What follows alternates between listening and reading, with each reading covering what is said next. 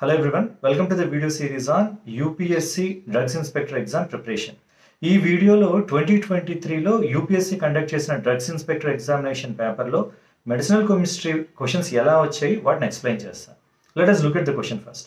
Chemical structure of timolol has which of the following heterocycles?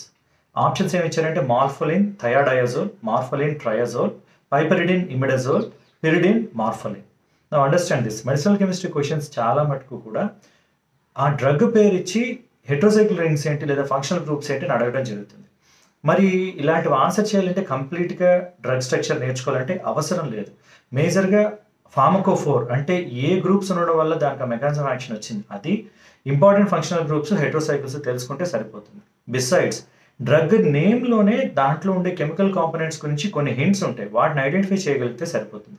For example టిమోలాల్ అనేది beta blocker. Beta blockers అన్నీ కూడా ఓఎల్తో end అవుతాయి. ప్రొప్రానోలాల్, నాడోలాల్, పిండోలాల్, టిమోలాల్, ఎస్మోలాల్, ఇటనోలాల్ ఇలా.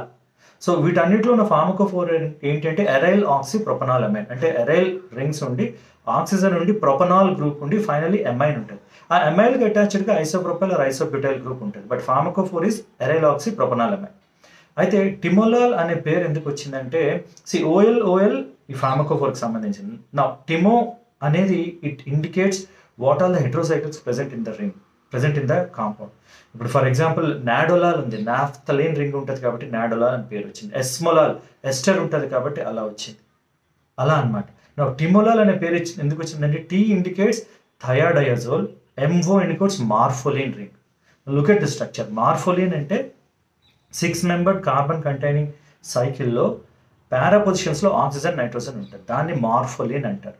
Same question chemical structure of timolol అనే question 2018లో ఆంధ్రప్రదేశ్లో అసిస్టెంట్ ప్రొఫెసర్ ఎగ్జామ్ జరిగినప్పుడు సేమ్ క్వశ్చన్ ఇచ్చారు. So identify these things. So TI stands for thiadiazole, MO is morpholine. ఈ రెండు ఉండే combination timolol. So right answer is this one, option A, morpholine and thiodazole. Okay, now let us go to the next question. Now 2,6-xylidine is the reagent which is used in the synthesis of, అంటే 2,6-xylidine ఏ సింథసిస్లో use అవుతుంది? Options ఏమి ఇచ్చారంటే benzocaine, procaine, lidocaine, cinchonine. Now understand, 2,6-xylidine is dimethyl aniline. అంటే ఎనిలిన్కి 2nd, 5th position మీద 2 methyl groups ఉంటే దాన్ని జైలిడిన్ అంటారు. జైలిడిన్ యూజ్ చేసుకొని సింథసైజ్ చేసే లోకల్ అండ్ స్టిక్స్కే జైలోకైన్ అనే పేరు. జైలోకైన్నే లిగ్నోకైన్, లిడోకైన్ అని కూడా అంటారు. సో ఇది కూడా వెరీ పాపులర్ క్వశ్చన్, చాలాసార్లు గేట్ ఎగ్జామినేషన్లో ఇచ్చారు. జైలోకైన్ అనే పేరు, లిడోకైన్, లిగ్నోకైన్ మూడు ఒకటే. ఎందుకు వచ్చిందంటే జైలిడిన్ యూజ్ చేసి సింథసైజ్ చేశారు కాబట్టి. ఏంటి సింథసైజ్ చేశారంటే lidocaine or xylocaine, lignocaine. So option C is the right answer. Now next question. Spironolactone has which of the following ring system? Options ఏమో gamma lactone, beta lactam, gamma lactam అని ఇచ్చారు. Understand again, ఎక్కడ కూడా మీ complete structure గురించి కానీ ఐయూపీఎస్సీ కానీ అడగట్లేదు, important functional groups rings ఏంటో అడుగుతున్నారు. Right now lactone let us understand this. Beta lactam antibiotics మనకు ఉన్నాయి. సైక్లిక్ ఎమైడ్ గ్రూప్సే సైకిల్లో ఉంటే దాన్ని లాక్టామ్స్ అంటారు. Cyclic ester is known as lactone.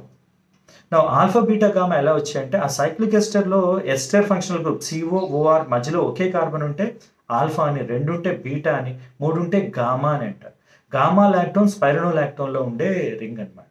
So ఏంటి spironolactone has which of the following ring system అంటే gamma lactone. Option A is the right answer. So now understand this.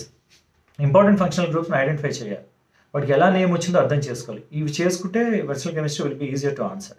The last one. Enalapril belongs to which one of the following ester of enalaprilic acid?